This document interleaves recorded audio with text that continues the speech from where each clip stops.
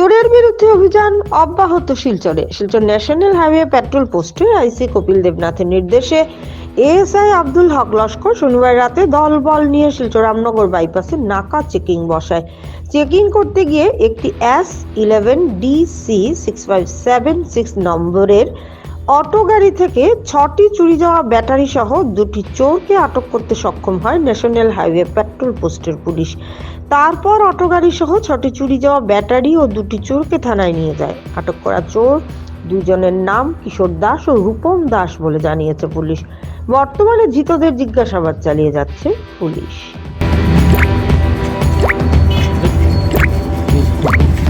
অবস্থা সবাই শুধু ওই ওটা সব ভালো লাগে।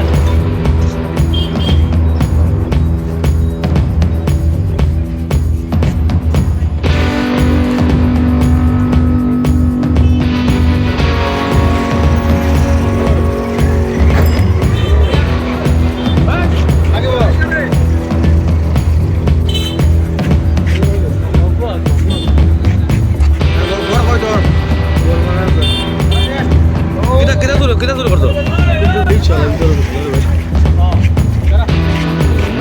Baru pun jatuh deh. ভাই আমার বল মানে আমরা ঠিক মারা যাইছি যে আটকাইছি এটা খেয়ে শুরু করছি। এটা দুটো টুকরাই গেল সাইকেল লইয়া আটকাইছে সাইকেল মাঝে দুই দিন তোরা শুরু করছিস না রে নাম কি না দাস